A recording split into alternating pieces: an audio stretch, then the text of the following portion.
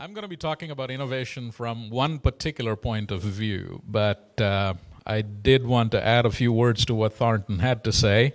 It's been a pleasure to know Thornton over the years because, unlike me, who's trapped within the four walls of an enterprise more often than not, Thornton is this free spirit. He can float just about anywhere, and it is amazing the kinds of places that he finds himself in and the kinds of opportunities, therefore, that he's provided me in course of these many years where I've been invited to be a part of something that he is already a part of. Some of the things that we've done together, one of the highlights I should mention is being part of Alvin Toffler's Future Club, where for 3 years we would get together with 30 to 50 people for a 3-day period and just talk about what's likely to happen in the next 5 to 8 years. And the theme there would typically be things like convergence of convergences. Imagine a room full of people of the caliber of a Colin Powell and a Thornton May and an Alvin Toffler and multiply that by a factor 10 or 15.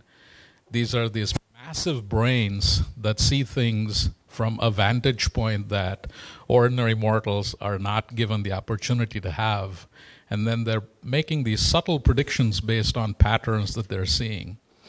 It's been amazing to see how those things have come to pass looking back and to feel that I had a role to play as a fly on the wall when I was invited to be a part of that kind of a gathering. So, Thornton, thank you. I appreciate the opportunities. This evening I was requested to talk about innovation, and as Thornton said, I have had the pleasure of being associated with some really remarkable brands over the course of my career, and I thought I would share 2 or 3 specifics about them, but rather than just land in that zone, I thought it would be appropriate to sort of introduce the topic of innovation. For some of you, it may be second nature to be innovative. For others, this may be a new topic. If you've heard everything that I've said, you shouldn't be here. But if there's one thing that you can take away from this evening, it probably is a good idea. So with that as a preface, if I can dim the lights, it may be easier to see this. If you can tell me whether this thing is going to do that trick for me. Oh, it does it dramatically. Okay. All right. All right. Yeah, that's okay. I think that'll work. My career has been one of meandering from industry to industry, and it's been a very deliberate meandering, if you will. I have discovered over the years that I'm intellectually restless.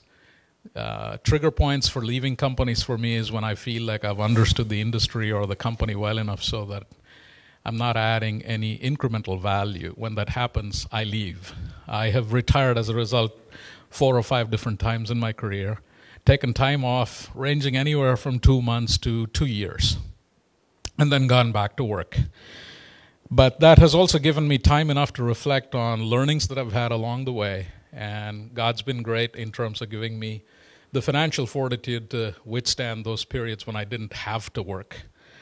But it has also given me a fairly unique opportunity to look back and sort of abstract patterns that I've seen and see what worked and what didn't work.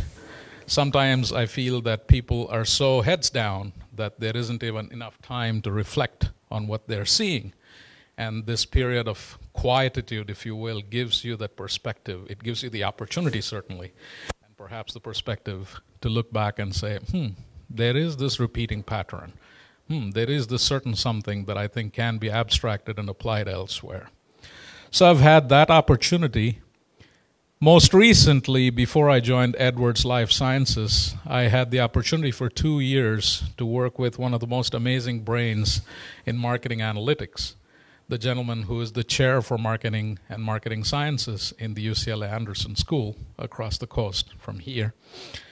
He is one of the co-founders of MarketShare, which is a predictive analytics firm that is now working with well over 80% of the Fortune 300 companies on predictive analytics as it pertains to marketing.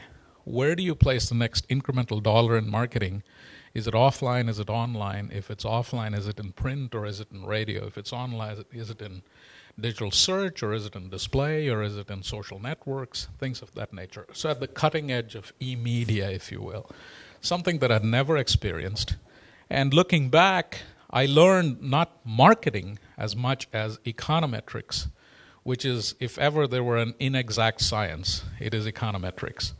Brilliant principles, and then they're converted into algorithmic expressions that then resulted in the creation of some very cool software, which from a user experience perspective is so simple as to answer 20 questions.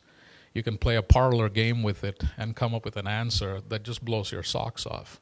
And in controlled testing, time after time, it would give answers to some of the world's largest and best-known brands that were pretty staggering. Companies like Sony, companies like Intuit. So I was very proud to be associated with that company. But once again, after a couple of years, I found that I had created the first generation and the second generation of product, and I was doing incremental enhancements. And I said, let me try something different. And now I work in an amazing life sciences company called Edwards Life Sciences. I guarantee this is a short pitch for Edwards, but I'm obligated to do this. Edwards Life Sciences is based on the West Coast. We are a spin-out from Baxter Healthcare. 10 years ago, we spun out from Baxter. Used to be known as the Cardiac Valve Group. We have since become a company that's running at about $1.6 billion, $1.8 billion in revenue run rate. We have about 8,000 people in the company. We have a market cap of north of $10 billion. It's gone up by 50% since I joined the company 9 months back, for which I take full credit. Thank you very much. The company does two things, and only two things, and does it brilliantly well. Our products are in hemodynamic monitoring equipment. So if you look at any ER show, all those meters and monitors that surround the patient are typically provided by Edwards Life Sciences, whether it's blood pressure or toximetry or oximetry or whatever the case may be. But more important, what drew me to the company is remarkably innovative science. The head of engineering for us is an aerospace engineer. Just to give you an example, he is as cross-fertilized as an engineer can get. So from aerospace and material science, he innovates in how to make heart valves with tissue better for human transplantation, whether it's equine, bovine, or porcine tissue valves. We not only make these valves, but we have most recently perfected the method to implant a new heart valve in someone who may have aortic stenosis, which is calcification of the aortic valve.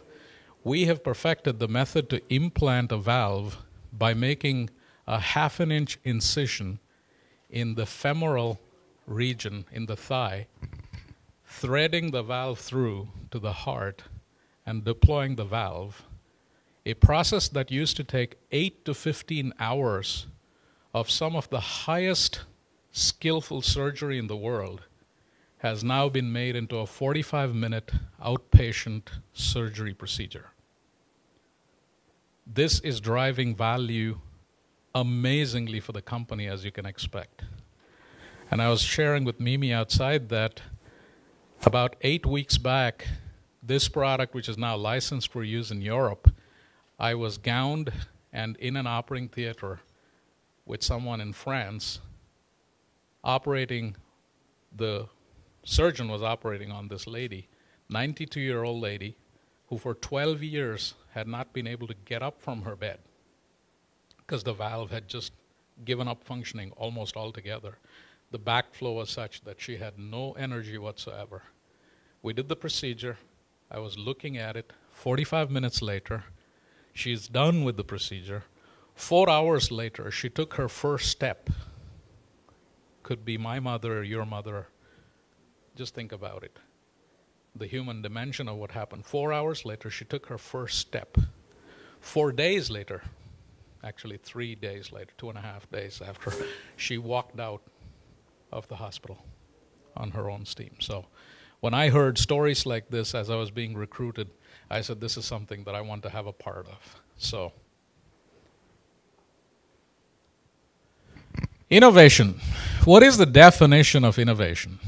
Well, a new idea, method, or device, a novelty, says Merriam-Webster.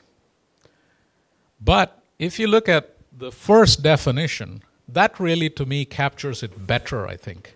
A process by which an idea or an invention is translated into a good or service for which people will pay. For which people will pay. Very important consideration. To qualify, it must be replicable at an economical cost. And it must satisfy a specific need. So if you can't replicate it cost effectively, solving a problem for which people are willing to part with money, it's not an innovation. Just because it is new doesn't qualify an idea as an innovation. And I think it's really important to note that an innovation is not the same as an invention. You could have an invention on which you could innovate further.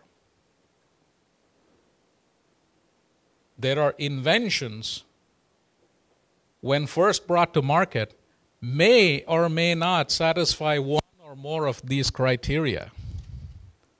It may not be replicable, but it's still an invention. It may solve nothing. It's still new. It may be unaffordable, but hey, it's a cool idea. What does it do for me? It's got the sizzle. I'll give you a classic example that we take for granted today. I wish I had a red pointer, right? That red pointer is a classic example. When the laser was an invention, nobody had any idea what the heck it was. You can look this up. Those of you who've got an iPad, you can call it up right now and see what happened to the history of lasers. Or some other web OS. Exactly. Thank you. Throwing myself in front of the branding engine. Just think about it. Today, a laser is taken so much for granted in so many different aspects of our life. A laser pointer just being one of the examples, right? You couldn't have minimally invasive surgery in life sciences without laser. You couldn't have LASIK surgery for correction of eyesight. You couldn't have precision cutting of metals without laser. You couldn't measure intergalactic distances without laser measurements.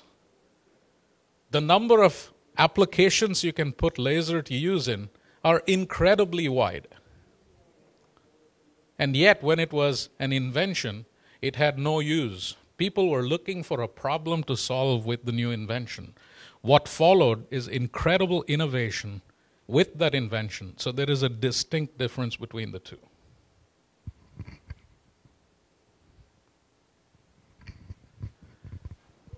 Innovations come in many different forms. So when I looked at the title, it said the 3 phases of innovation. Those are the 3 phases of innovation. You find breakthrough innovation. Breakthrough innovation comes once in a generation if you're lucky. If you're in that lucky generation, you see a breakthrough occur. Sometimes it could be 100 years. What is happening is that breakthrough innovation is increasing in velocity. It used to be that the information about breakthrough innovation and the viability in all economies were throttled by costs of communication and transportation. What did I just say? If you think back, when the Gutenberg press came out, The news about the Gutenberg press, the news about the Gutenberg press, not the press itself, but the news about the press, in order for that to reach the next country, had to depend on someone, not mail. There was no mail. Somebody had to take that information, go to the neighboring kingdom or fiefdom, and tell them about this miraculous new innovation. And then it probably took a diplomatic pact between the two countries to get the first next Gutenberg press. Today, you could have an innovation, and the news about the innovation can be tweeted, and before you know it, it's in the public domain. God bless you if you don't have intellectual property on that, right? Now it's in the public domain. It can be copied. Before you know it, it's out there, right? So what do you see? The innovator is becoming beholden to the attorney in order to bring the innovation to market. But that's with breakthrough innovation. That's a once-in-a-lifetime kind of a thing that happens. Good examples: the airplane, the car, TV, PCs, the internet, iPod. These change the world. They destroy orders that have existed for decades, millennia sometimes. A new order gets established. Think about the impact of the iPod. The music industry will never be the same again. Chances are that because of the iPod, the same technology is expressed differently with a Kindle by an Amazon. By the way, they just crossed 40 million units. Amazon did. The Kindle by the Amazon is changing the way books are published. No longer do we think about books as being priced from $2.95 for a paperback to $35 for something that's in hardcover. It's $10, take it or leave it. Download it, get on with it. Right? It's changed the industry. The economics of the industry are changed forever. That's what happens when you have breakthrough. Then you have platform innovation. It says, I have a breakthrough, and once in 10, 15 years, somewhere thereabouts, I express the same idea in a different form factor or on a platform, a technical platform that is more perhaps easily available. Changing our habits. That's all it does. It's an increment on an innovation that was truly breakthrough. Good example, wireless telephony. We had telephony for a long time. We knew that it was bits and bytes going down a wire. It got disassembled and assembled. And then we started saying, well, what if we remove the wire? You know, when you hear about and read about Edison and the turn of the last century, Tesla, Nikola Tesla, was thinking about wireless power. It's just that when a human being got in between those wireless power poles, they got fried. Great idea. Phenomenal idea, actually. I would love to have wireless power. Actually, I'd like to have any kind of power. I'm not. Email on a PDA. It's not like we didn't have email. It's not like we didn't have PDAs.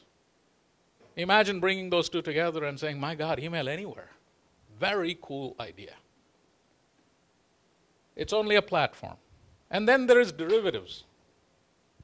Procter & Gamble, believe it or not, is becoming a real powerhouse in derivative innovation. They have found that in a country like India, the country where I was born, people can't afford to buy a bottle of shampoo. People understand the value of shampooing their hair, but a bottle of shampoo is more expensive than they can afford. So what do? They go to an innovation lab, much like this, and they say, how can we make this affordable? And the answer is to come up with a sachet, a single-use sachet for shampoo that is sold in India for the equivalent of 45 American cents. Millions of people buy it every day now. It just makes it a little easier. You can't have a Costco in India, not because people can't afford it, but because the homes in India are so small, you can't put away stuff that you buy in a Costco. The pack size is too big. That is the problem that this is trying to solve. It's not the price point only, but it is also at what value point is the value being delivered. Does it understand the whole situation? These are the three phases of innovation. No matter what you look at, you can bake it and boil it and put it into one of these three buckets. But in every one of the cases, what you find is one thing in common. There is value creation. There is net new demand for the good or service, resulting in an exchange of economic value. That's really what it takes. That's the acid test is someone willing to part with their money?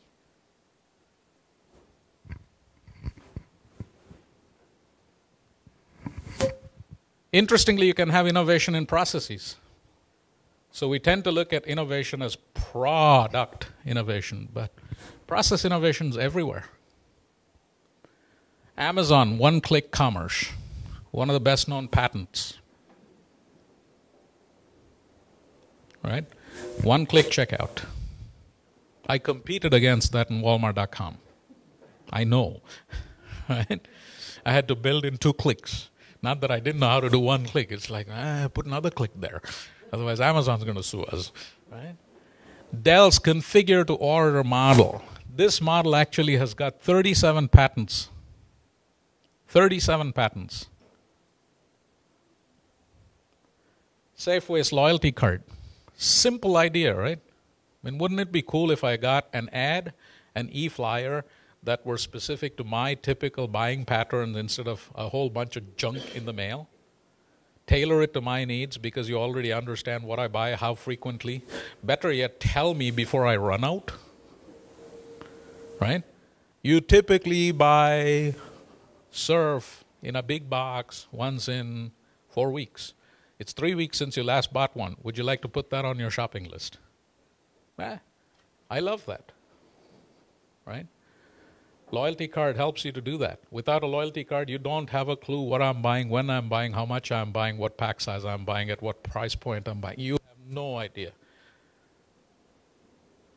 Walmart knows who is buying because they have card data, roughly, but they have no idea what they're buying. That data gets missed because there's no loyalty card. Club store retailing is similar to that. Netflix movie recommendation engine.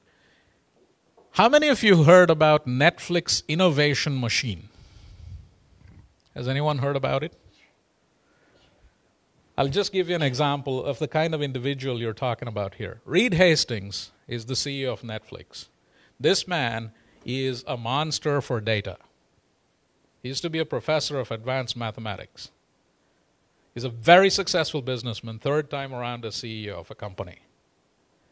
2.5 years back in the Valley, he started by campaigning for a better movie recommendation engine. Anytime he was requested to talk, he would talk about this. And people were like, what the heck is Reed trying to do here, man? I mean, why does he keep harping on this thing?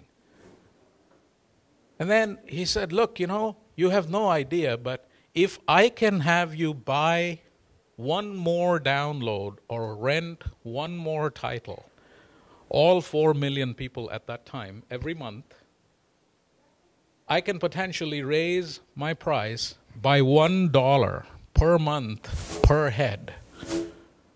That's $50 million. Just because I made a recommendation. My recommendation made you rent one more movie, but I upstaged my pricing plan so that I could increase the price by $1 a month, because instead of 2 movies a month, you're now in a 3 movies a month plan. Or N movies a month to N plus 1 plan, really. $1 more a month per head. 4 million, 12 months, $50 million. Brilliant thinking, right? But how do I do that? I got to have an engine that makes you want to move up from your current price tier. Well, you can't just do that because your neighbor bought something, because my likes are different from my neighbor's. My likes are mine, his are his. So what does he do? He innovates about that innovation. Talk about meta-innovation, right?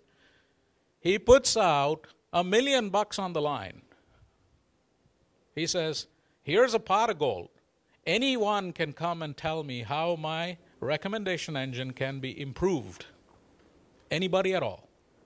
Create a team, vie for my business.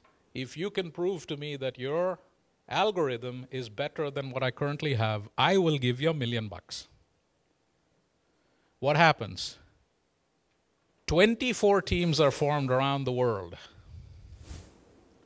24 different teams around the world are formed. They are given a time of 1 year to make their submissions on an improved algorithm. Think about the brilliance of this. One of the 24 will get the $1 million. Reed gets 24 ideas. Right? $40,000 a pop, give or take. It's like peanuts. Right? 2 teams rise to the top with repeated submissions. Down to the wire, on D-Day, the plans were to be submitted at noon on D-Day. That was the cutoff. He gets 2 submissions. One of them is better than the other by a fraction of less than 1%. As you repeatedly run their algorithms through, the recommendations are almost identical. 2 different teams, 2 different parts of the world, almost identical, but one of them is less than 1% better than the other. And that's the algorithm that's currently used. So you put your, I want this movie in, it immediately comes and says, people like you also wanted to watch, would you care to? That's the algorithm. But hey, you know what? At some point in time, someone is going to get better than that, but he's got 23 other algorithms sitting in his back pocket. That's pretty cool. That is ultimate cool. Now, you could ask, well, did he just dream this up? No, he did not. If you haven't, take a look at a site called Innocentive. Innocentive.com. The gas had blew in the Gulf of Mexico. The first thing that BP did was to post on Innocentive saying, if anyone has ideas on how we can stop the gusher, please let us know. They had more than 100,000 ideas on Innocentive. Innocentive is a place where anyone can post a problem.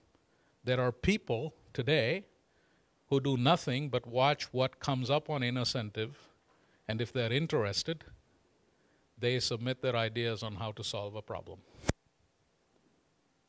This is an innovation platform. So pretty cool stuff when it comes to innovation. This is the god of innovation, right? Thomas Edison.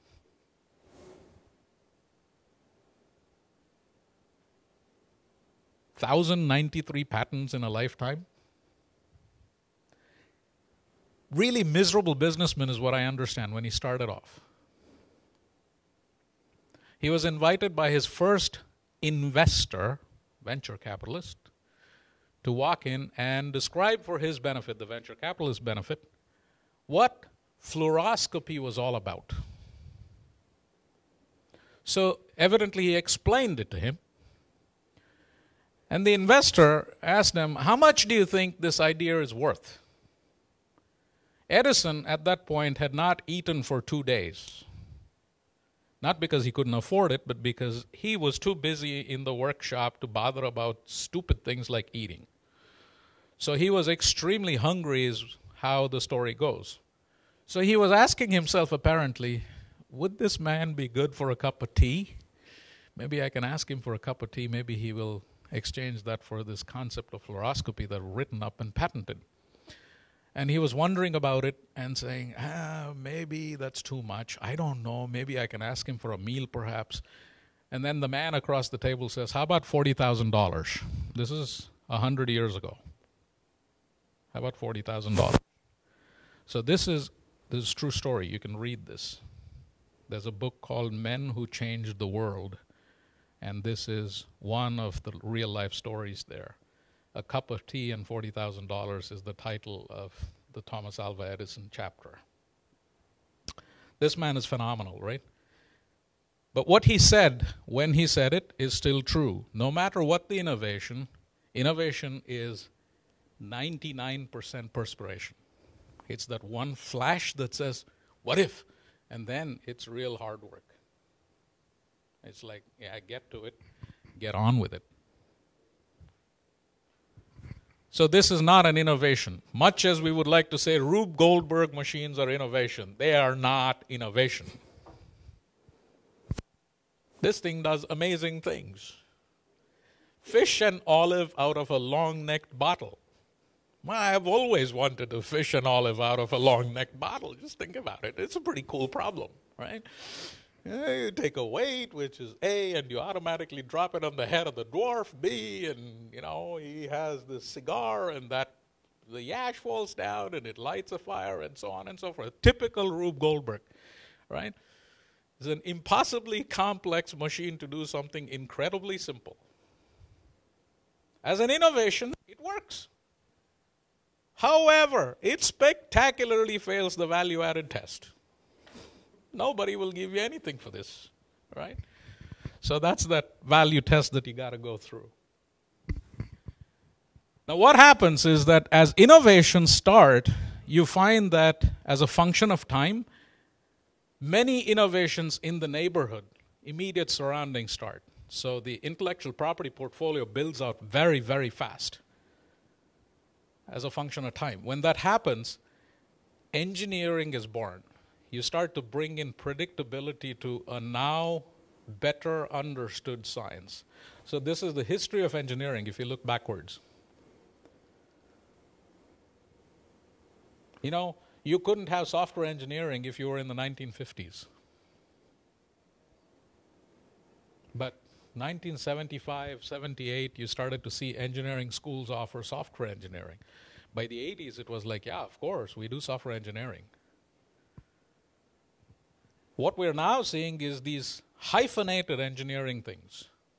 Because the pure science engineering has been sort of been there, done that. Now you see biochemical engineering, biomechanical engineering. I think you'll see aero software engineering or something like that. New things will start happening. 1-2-3- kind of stuff. Can you have innovation on demand? The answer is yes. May not be for breakthroughs, but for platforms and derivatives, for sure. You can say this is exactly what we're looking for. Go innovate. The idea is already well established. Perhaps the breakthrough is well established.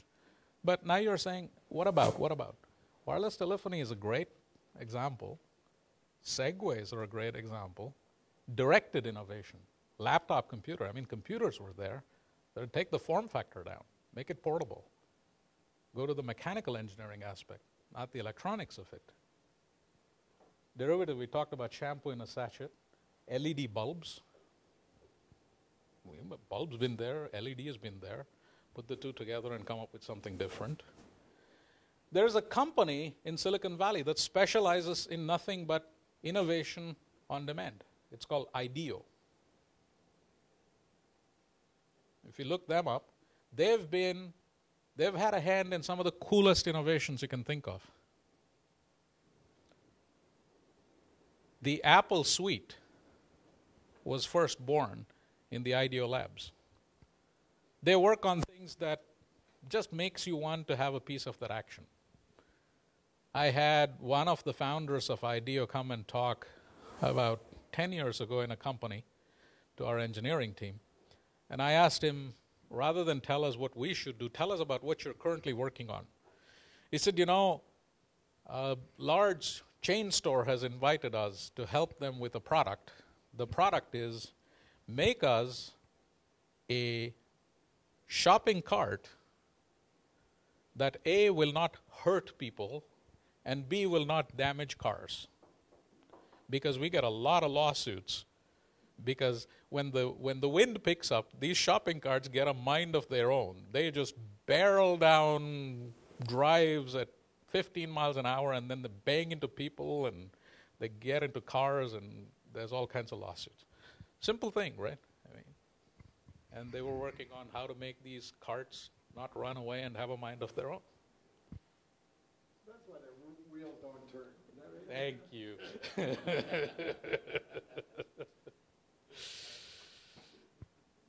So my experience has been with IT enablement in large measure in different companies. That's been my sort of stock in trade, information technology. Not too long ago, I was part of Rockwell, which became Connexent Systems, Rockwell Semiconductors. And we found ourselves at a point where we were competing with the likes of a Hynix or a Hyundai or an Intel or a Texas Instruments in investing in silicon wafer fabs, which is an arms race. It takes now about $3.5 billion to come up with a new wafer fab. Back then it was $1 billion. And you would make this investment over a period of 6 to 10 years.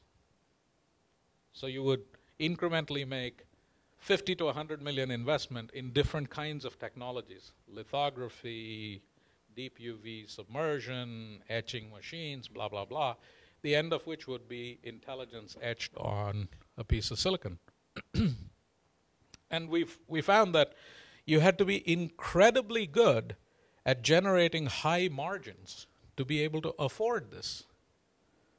So either you had enormous scale, like an Intel, or a TSMC in Taiwan, or you were very skilled at solving a specific problem for which you could extract a very high premium. The structure of that industry was undergoing a change, and we found ourselves in the middle of it as a mid-sized company with revenues of a couple of billion, $2.5 billion at that point in time.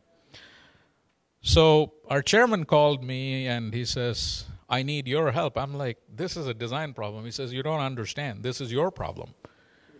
I said, why is it my problem? He says, the only reason we're having to invest this money is because we have no visibility to inventory when we offshore it and have TSMC in Taiwan make this stuff for us.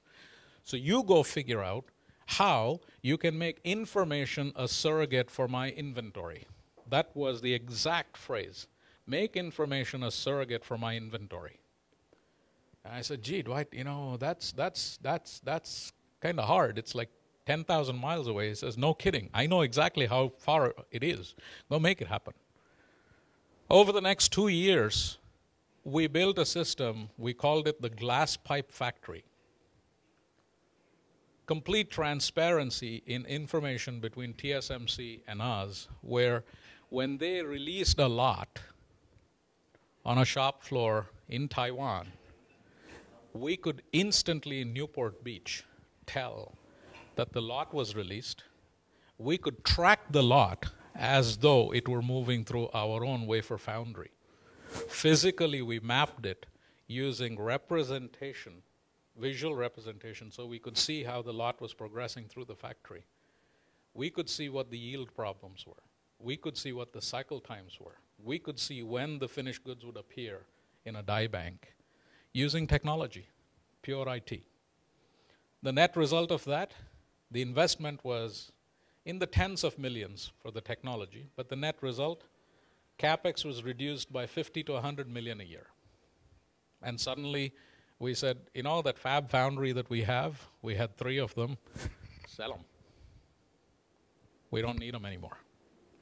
Let's become completely fabless and become a design shop. So that was the first time that there was specific IT-enabled innovation, directed innovation, that I became a part of. A few years later, I found myself in Walmart.com. We were competing with Amazon, obviously, from a .com perspective. But it's not even an even fight. It's a very uneven fight if you think about it. Walmart, as a brand, this year will do $420 billion. Amazon this year will do $36 billion.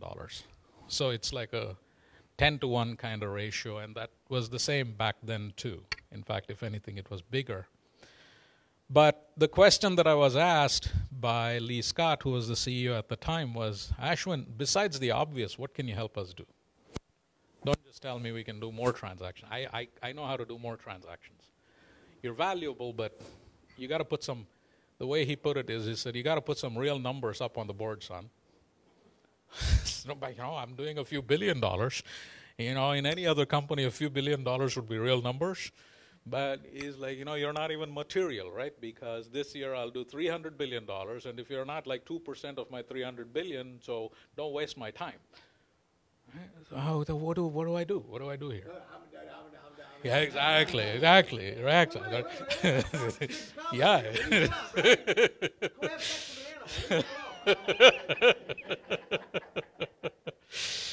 So we came back, my .com CEO and I were on the plane together, and I'm like, Carter, we got to do something here. He says, let's think about it. So we think about it for 15 days, and then Carter says to me, he says, what if people could order pharmaceuticals and their regular prescription drugs online and pick it up in the store? I said, yeah, that's a great idea. So we went and did that. We did exactly that. I rolled out a plan where you could order it and you just went into the store and picked it up. It flopped. It flopped not because it didn't work. It flopped because the store guy said, you guys are a nuisance. I said, excuse me. It's a convenience for the average Walmart customer to pick up their regular prescription. He says, I get that, but I have no visibility to what they're placing. My queues are unpredictable. I don't know how to staff my counter people. And you guys are just a nuisance. I said to Carter, I said, I think what he's trying to tell us is that he's not getting a piece of the action. So we sat down with our control group, 66 stores in Dallas. We brought them together. We took them to a nice hotel. And we started the conversation after lunch. And I said, what will it take? And the answer was surprisingly easy. They said, for every buck that you guys make, give us 50%, we'll play. It had nothing to do with whether it worked or not. Fact of the matter was they were incurring an additional expense, and he was saying, I'm not being compensated for this bullshit. Just give me a little bit of your money and all's well. We will forget it. I will forgive everything else. Right? The economic interest. The innovation was there, but the economic interest had not been addressed. The moment we did that, we blew open a new door that is phenomenal for Walmart. Because we said, if we can do this with pharmaceuticals, we can do this with tires, we can do this with people needing their new glasses prescriptions to be filled, we can do this with furniture, we can do it with just about anything, right? So we started to just expand the footprint, same 66 stores. 1% increase in revenue, same store sales, same exact merchandise. Nothing changed. We made this available, 1% increase in revenue. Now, you could look at that and say 1% big deal. I'll tell you what, when you've got $420 billion, 1% is $4.2 billion. Let me ask you, how many ideas have you had that can bring in $4.2 billion to the top line? It's kind of hard.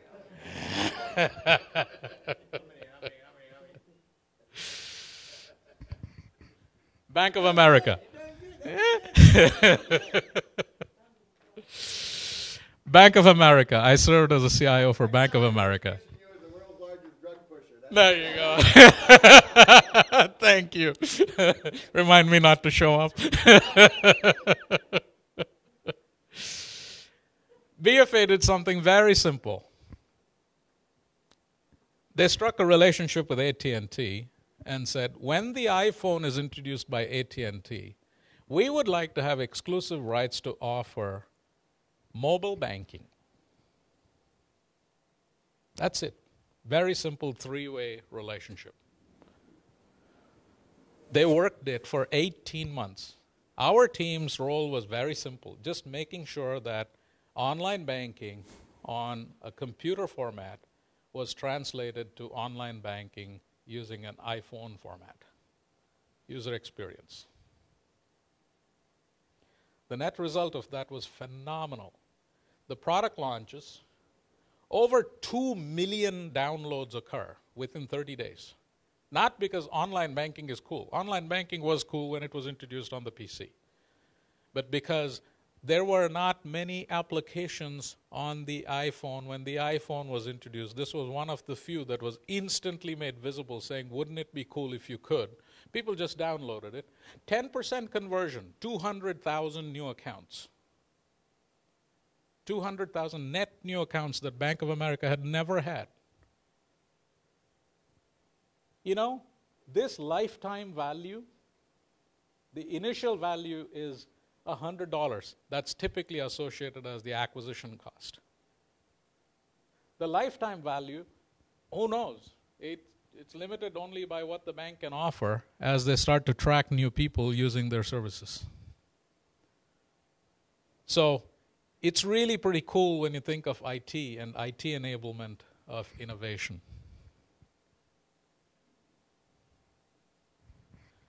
So lessons that I've learned along the way, I'm beginning to wind down here. Breakthroughs are, you don't know when it's going to happen.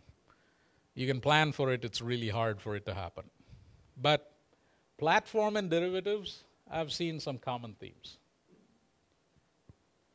This is a must for me. Take any innovation that you're chartering and give the innovators the highest level of governance that you possibly can. So in other words, don't make a departmental manager responsible for innovation and governance for innovation. If you can, get the chairman of the board involved. And the reason for that is not because the chairman is the most innovative person on your staff, but it's because of all the other very technical term called bullshit that comes with innovation. Right? There's a lot of stuff that comes with innovation. Things like your innovators are your mavericks. That's the reason they're innovators. They don't follow rules. They have thought patterns that are very different from the ordinary human being that they work with. And because they have these really potentially orthogonal thought patterns, they think of things that the rest of the crowd doesn't think of. But they approach it in ways that you and I wouldn't. And the system is set up for the rest, not for the innovators. So when they buck the system closes in around them and chokes them. That's the bullshit that happens. So you need some very high-level governance that gives them a free hall pass. You really have to protect your innovators. When I was with Walmart.com, we started a new format called Global.com. We said, .com seems to be working. Let's make it work for the rest of the world. We sell in 15 countries. So we literally placed the entire team, 30 people, not a big team, 30 of the mavericks that all my managers hated working with. These were the problem children in our problem children school, right? These were like the outliers. They're like, this guy is brilliant, but he doesn't want to work with me. He doesn't want to play with me. He doesn't want to give me time of day. He hates me. He wants to scratch my car with his car keys. It's that kind of stuff, right? I took 30 of those guys. I knew which 30 they were. I had a team of 700 people. I said, I want this guy, that gal. Those are my team, right? Took the 30, physically rented space in a different building, put them together, gave them 3 months and said, I need a global.com format, multilingual, multi-currency capable of shipping anything from anywhere, receiving anything from anywhere, that I can make work in the next 365 days. And I want you guys to show that we can do this with Asda in the UK. Show me that I can sell food, a category that we never do in the US. Show me that we can place an order for food and have it delivered at my doorstep, freshly cooked, hot, in 30 minutes.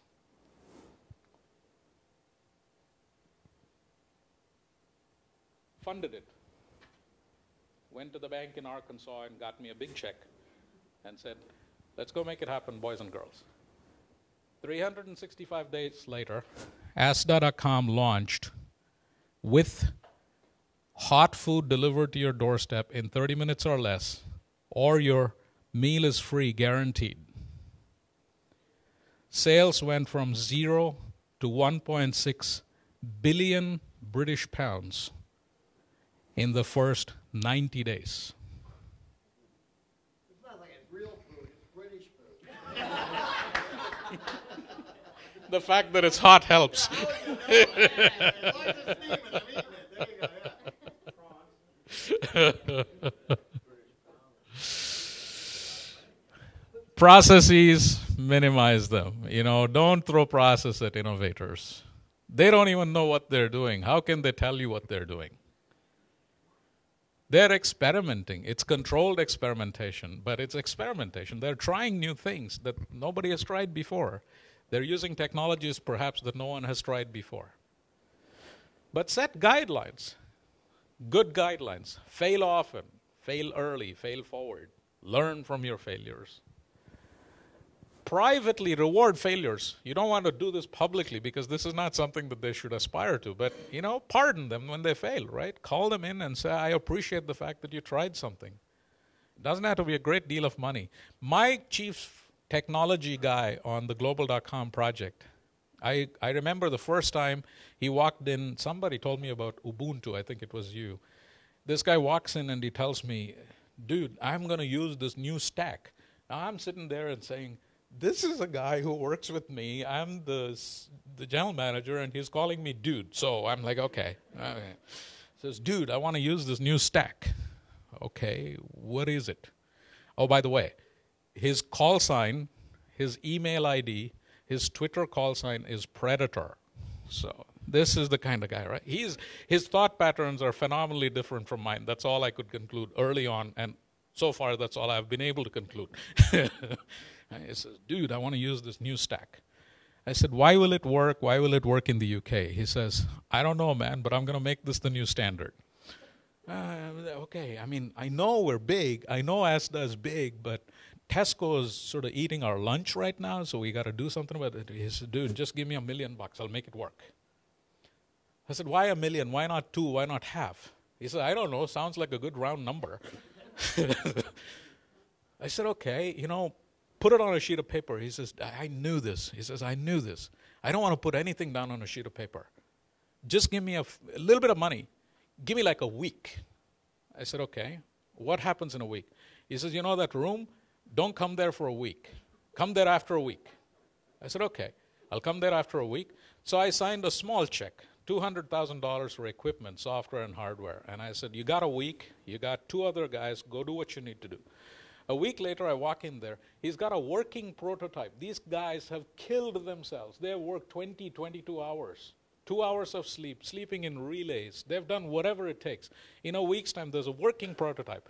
He says, don't press any buttons till I tell you to, but I will show you how this new stack works.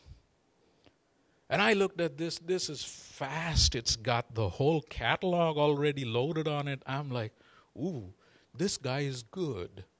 I don't know what he's paid, but I'm going to keep this guy on my team, right? If I said process, he would barf, right? But I called him in. I said, I love the work you did. Here's $200. Small check, $200.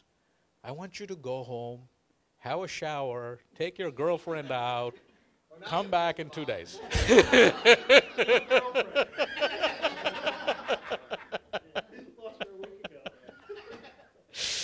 You know, he's just a phenomenal character. It doesn't take a lot. It just takes a little bit of recognition.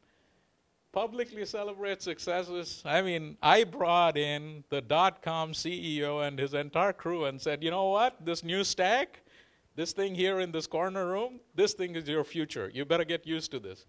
I could not have praised him more if I had taken out a front page ad in Wall Street Journal for this guy. He was like, yeah, that's it, man. I mean, these guys just gave me 100% month after month until this thing came up. Create a forgiveness environment, not a permission environment. Don't ask me, just go, right? If something happens, come back and tell me it didn't work, that's fine. Did you learn? Did you learn fast? Can you make that thing work? The answer is yes, keep it going. Set a general direction, not a specific goal, right? I had no idea what Ask.com would look like. If you've got iPads, you can look at Ask.com right now. You can see what it looks like. It's a very cool website, right? All I knew is I wanted it to have hot food because it was a category that we didn't participate in and because Tesco was ahead of Asda. That was the only thing. So general direction. Technology, give them whatever they want. Metrics, few, very few, but clear. 3 months, I want a working prototype. 1 year, I want a commercial launch. What happens in between? We'll figure it out.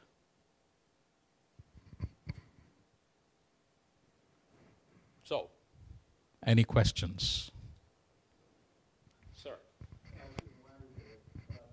interested in your views on how to balance regulation with innovation, and whether regulation is an increasing drag on innovation or without the same as it has. The Netflix example sparked this because, as I'm sure you know, that example, that whole effort really, not necessarily founded, but ran into a wall of privacy at the end of that. And there's plenty of other examples. Wireless, you can't read the paper today without seeing Google under some sort of restriction from the regulatory environment. Excellent question. Question is whether regulation can override innovation in an increasingly regulatory framed environment. I think the answer is it is changing for the worse in the country right now. Not because it has to, but because there have been abuses. I also feel that of all the countries in the world, we're perhaps the flag bearer in terms of regulatory environments and setting a new bar and at a new high. Is it killing innovation? The answer is no. I think the innovators are still persisting. It's just that commercializing their innovations fast enough has got some drag on it because they have to overcome privacy and security hurdles. Now, I would also say that in many fields, Europe is more lax compared to us, but in the field of data, they're even stricter than we are. Their privacy rules are even more choking, comparatively speaking. Behaviorally, though, there is a very interesting trend to overcome security and privacy concerns, certainly at the consumer level. If you start a service and you bring it up with an opt-out kind of a feature, people are willing to trade you their most personal secrets for $2 a month. So that may be a way out of the quandary that we're finding ourselves. But from a regulatory perspective, it's getting tougher, no question about it. But Larry, you raise a great question, and why it's so exciting for like mid-sized to small organizations, because your risk appetite actually will drive your multiple. Because what is happening is the large organizations that have scale, that actually have the human resources that they can aggregate into this environment, right? Because of someone called corporate counsel, are choosing not to play. And they are being, there is actually, and so by your appetite and by the customers that you choose, because the customers don't want to have regulations get in the way of this, right? You can niche market yourself in that space. So it's actually it's actually almost a regulated niche for the new players. Yeah, that would be one way. Yeah. I mean, in Death the dinosaurs, death the dinosaurs. Right? Remember, this is OIL, right? This is the Olin Innovation Lab, where basically the amazing students basically said, and some of the larger enterprises will remember this, when the students basically said, why would I ever want to work in your organization? Do I look like a button-pushing drone to you? I mean, see, we remember. Us old folks, some of the memory still works. Yes, sir. In your definition of the innovation, you refer to it must satisfy a specific need. Yes. A specific need can be real or perceived. Yep. So in that way, marketing, in a way, can create a maybe pseudo. Absolutely. In fact, you can create a perceived and unmet need and then proceed to innovate into that space that you just created and innovate in that fashion. Absolutely. Absolutely you can. Yeah. I'm reading your segue here. Yeah. So But wait, there's more. It's Rocco. No, but wait, there's more. So I was told that I had the opportunity to get a problem solved by leveraging the innovative skills of the team here at dinner. So I thought I'd come up with something that could be potentially interesting, but certainly a problem that I'd love to see solved. So here's the situation. Have you seen one of these? Yes? Your typical office layout floor plan. Right? Architects love this. My facilities guy. Oh, yeah, our guy from office environment is going to have to go out and shoot. Thank you, Jesus. It's a physical environment. We're just here to help, brother. We're just here to help.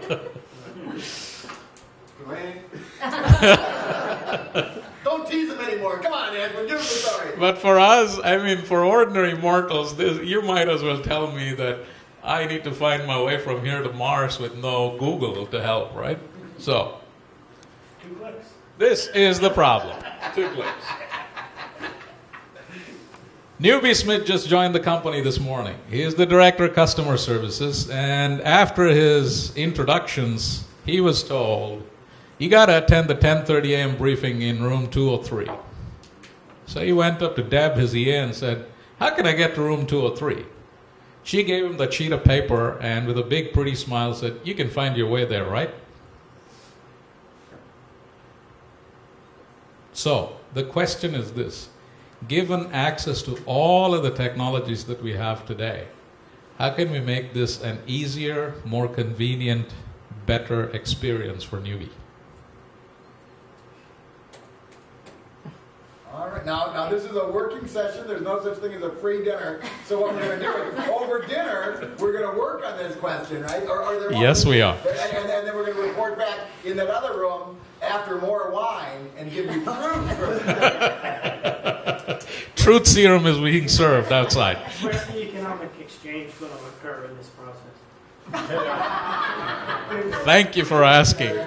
Last time I checked, Newbie Smith looked like ZZ Tops. He had been wandering around looking for room 203 with a big beard. So there is an economic payout here. All right, ladies and gentlemen, let's have a round of applause for